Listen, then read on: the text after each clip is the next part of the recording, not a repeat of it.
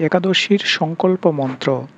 একাদশ্যাম নিরাহার স্থিত্বা অহম অপরিহানি ভক্ষ্যামি পুণ্ডরীকাক্ষ শরণম মে ভবাশ্চ্যুত।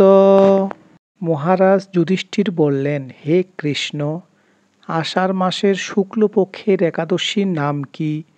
এর মহিমাই বা কি? কৃপা করে আমাকে বলুন। শ্রীকৃষ্ণ বললেন, ব্রহ্মা এই একাদশীর সম্পর্কে দেবর্ষি নারদকে বলে গিয়েছেন। আমি সেই আশ্চর্যজনক কথা আপনাকে বলছি। শ্রী ব্রহ্মা বললেন, হে নারদ, এই সংসারে একাদশীর মতো পবিত্র আর কোনো ব্রত নেই। সকল পাপ বিনাশের জন্য এই বিষ্ণুব্রত পালন করা একান্ত আবশ্যক। যিনি এই পবিত্র পাপনাশক এবং সকল অভীষ্ট প্রদাতা একাদশী ব্রত না করেন তাকে নরকগামী হতে হয়।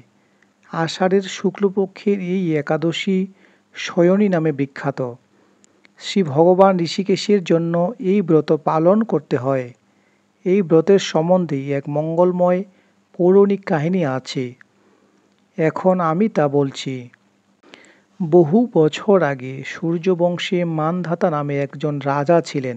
তিনি ছিলেন সত্যপ্রতিজ্ঞা এবং প্রতাপশালী চক্রবর্তী রাজা। প্রজাদের তিনি নিজের সন্তানের মতো পালন করতেন। সেই রাজ্যে কোনো রকম দুঃখ, রোগ, ব্যাধি, দুর্ভিক্ষ, খাদ্যাভাব অথবা অন্য কোনো অন্যায়ও ছিল না। এইভাবে বহু দিন অতিবাহিত হলো, কিন্তু এক সময় দৈব দুর্বিপাকে টানা 3 বছর সে রাজ্যে কোনো বৃষ্টি হলো না। দুর্ভিক্ষের ফলে সেখানে দেবতাদের উদ্দেশ্যে দান মন্ত্রের সাহা সাধা ইত্যাদি শব্দও বন্ধ হয়ে গেল।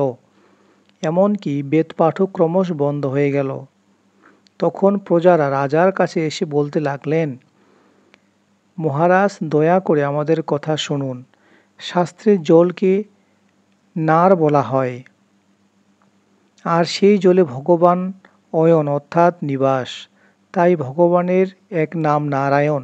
মেঘরূপে ভগবান বিষ্ণু সর্বত্র বাড়িবর্ষণ করেন। সেই বৃষ্টি থেকেই অন্ন এবং অন্ন থেকেই প্রজাগণের জীবন ধারণ করেন। এখন সেই অন্নের অভাবে প্রজারা ক্ষয়প্রাপ্ত হচ্ছেন। অতএব হে মহারাজ, আপনি এমন কোনো উপায় অবলম্বন করুন যাতে আপনাদের রাজ্যের শান্তি এবং কল্যাণ সাধন হয়।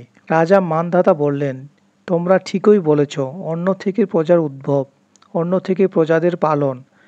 তাই অন্নের প্রভাবে প্রজারা বিনষ্ট হয়, আবার রাজ্যের দোষেও রাজ্য নষ্ট হয়। আমি নিজেই বুদ্ধিতে আমার কোনো দোষ খুঁজে পাচ্ছি না, তবু প্রজাদের কল্যাণের জন্য আমি আপ্রাণ চেষ্টা করব। তারপর ব্রহ্মাকে প্রণাম করে রাজা সৈন্যসহ বনে গমন করলেন। সেখানে প্রধান প্রধান ঋষিদের আশ্রমে ভ্রমণ করলেন। এইভাবে তিনি ব্রহ্মার পুত্র মহাতেজস্বী অঙ্গিরা ঋষির সাক্ষাৎ লাভ করলেন। তাকে দর্শন মাত্র রাজা মহানন্দে ঋষির চরণ বন্দনা করলেন। এরপর তাকে আশীর্বাদ ও কুশল জিজ্ঞাসা করলেন। রাজা তখন তার বনে আগমনের কারণ সবিস্তারে ঋষির কাছে জানালেন। ঋষি অঙ্গিরা কিছু সময় ধ্যানস্থ থাকার পর বলতে লাগলেন, হে রাজন, এটি সত্যযুগ। এই যুগে সবাই বেদপরায়ণ এবং ব্রাহ্মণ ছাড়া অন্য কেউই তপস্যা করেন না।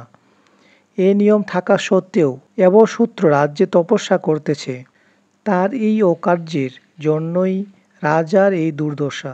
তাকে হত্যা করলেই সকল দোষ দূর হবে। রাজা বললেন, হে মুনিবর, তপস্যাকারী নিরপরাধ ব্যক্তিকে আমি কিভাবে বধ করব? আমার পক্ষে সহজ সাধ্য অন্য কোনো উপায় থাকলে আপনি দয়া করে আমাকে বলুন। তদুত্তরে মহর্ষি অঙ্গিরা বলেন, আপনি আষাঢ় মাসের শুক্লপক্ষের শয়নী নামে প্রসিদ্ধ একাদশী ব্রত পালন করুন। এই ব্রতের প্রভাবে নিশ্চয়ই রাজ্যের বৃষ্টি হবে। এই একাদশী সর্বসিদ্ধিদাত্রী এবং সর্ব উপদ্রব্য নাশকারিণী। হে রাজন, প্রজা পরিবারবর্গ সহ আপনি এই ব্রত পালন করুন। মুনিবরের কথা শুনে রাজা নিজের প্রাসাদে ফিরে গেলেন। আষাঢ় মাস উপস্থিত হলে রাজ্যের সকল প্রজা রাজার সঙ্গে এই একাদশী ব্রতের অনুষ্ঠান করলেন। ব্রতের প্রচুর বৃষ্টি হলো। কিছুকালের মধ্যেই অন্নভাব দূর হলো। ভগবান ঋষিকেশের কৃপায় প্রজারা সুখী হলেন।